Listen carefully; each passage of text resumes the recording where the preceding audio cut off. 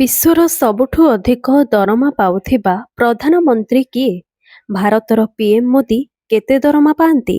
ଆପଣ ଜାଣନ୍ତି କି ବିଶ୍ୱର କେତେକ ଦେଶର ପ୍ରଧାନମନ୍ତ୍ରୀ ମାସକୁ ଲକ୍ଷ ନୁହେଁ ବରଂ କୋଟି କୋଟି ଟଙ୍କା ଦରମା ପାଆନ୍ତି। କିନ୍ତୁ ଆମ ଭାରତର ପ୍ରଧାନମନ୍ତ୍ରୀଙ୍କ ଦରମା କେତେ? ସେ ଟପ୍ରେ ଅଛନ୍ତି ନା ବହୁତ ତଳେ? ଚାଲନ୍ତୁ ଆଜି ଜାଣିବା ଏ ବିଷୟରେ ପୁରା ଡିଟେଲରେ। ଭାରତ ସମେତ ଦୁନିଆର ସରକାର ତାଙ୍କ ଦେଶ ପ୍ରଧାନମନ୍ତ୍ରୀଙ୍କୁ ଭିନ୍ନ ଭିନ୍ନ ପରିମାଣର ସାଲାରୀ ଦେଇଥାନ୍ତି।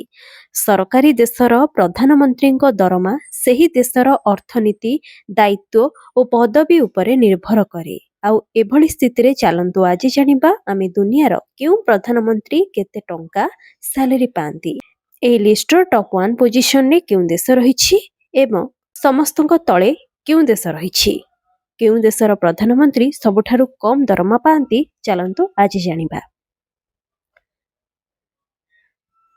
ରିପୋର୍ଟ ଅନୁସାରେ ଲିଷ୍ଟର ପ୍ରଥମରେ ରହିଛି ସିଙ୍ଗାପୁର।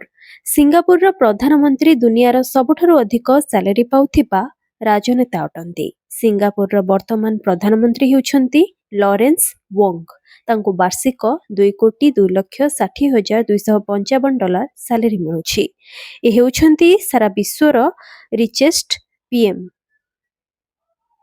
ଏହାପରେ ଲିଷ୍ଟରେ ରହିଛି ଇଟାଲୀ। ଇଟାଲୀର ପ୍ରଧାନମନ୍ତ୍ରୀ ଜର୍ଜିଆ ମେଲୋନିଙ୍କୁ ବାର୍ଷିକ $1,31,606 ସାଲାରୀ ଆକାରରେ ମିଳେ। ରିପୋର୍ଟ ଅନୁସାରେ ଏହି ହିସାବରେ ମେଲୋନି ମାସିକ $13,467 ଦରମା ପାଆନ୍ତି।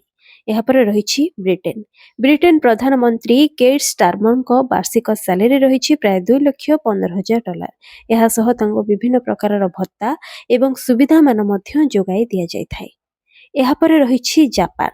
ଜାପାନର ପ୍ରଧାନମନ୍ତ୍ରୀ ସାନାଇ ତାକାଇଚିଙ୍କୁ ପ୍ରତିବର୍ଷ $2,96,478 ଦରମା ମିଳେ।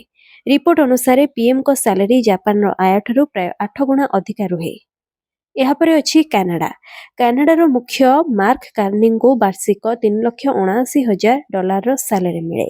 ଏଥିରେ ବିଭିନ୍ନ ପ୍ରକାରର ଭତ୍ତା ଏବଂ ବୋନସ୍ ମଧ୍ୟ ସାମିଲ ରହିଛି।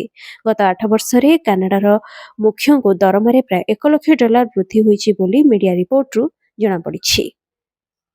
ଏହାପରେ ରହିଛି ଅଷ୍ଟ୍ରେଲିଆ।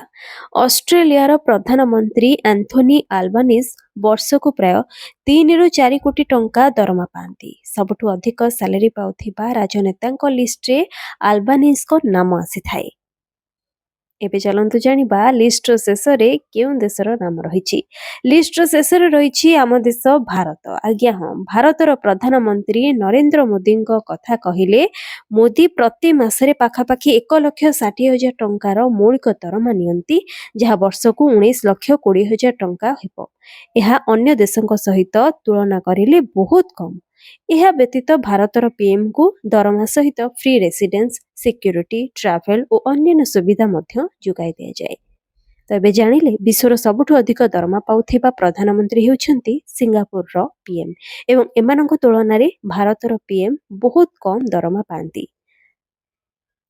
କିନ୍ତୁ ଏ କଥାକୁ ମନେ ରଖନ୍ତୁ ଯେ ପ୍ରଧାନମନ୍ତ୍ରୀଙ୍କ ମୂଲ୍ୟ କେବଳ ତାଙ୍କର ଦରମାରେ ନୁହେଁ ବରଂ ଦେଶ ପାଇଁ ସେ କେଉଁ କାମ କରୁଛନ୍ତି, କେତେ ମାତ୍ରାରେ କାମ କରୁଛନ୍ତି ତାହା ଗୁରୁତ୍ୱ ରଖେ।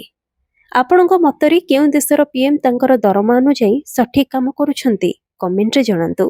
ଭିଡ଼ିଓଟି ଭଲ ଲାଗିଥିଲେ ଲାଇକ୍ କରନ୍ତୁ ଓ ମାତ୍ରାରେ ସେୟାର କରନ୍ତୁ। ଏମିତି ଆହୁରି ଇଣ୍ଟରେଷ୍ଟିଂ ଫ୍ୟାକ୍ଟ ବେସ୍ଡ ଭିଡ଼ିଓ ଯଦି ଦେଖିବାକୁ ଚାହୁଁଛନ୍ତି ମୋ ଚ୍ୟାନେଲକୁ ଏବେ ହିଁ ସବସ୍କ୍ରାଇବ୍ କରନ୍ତୁ।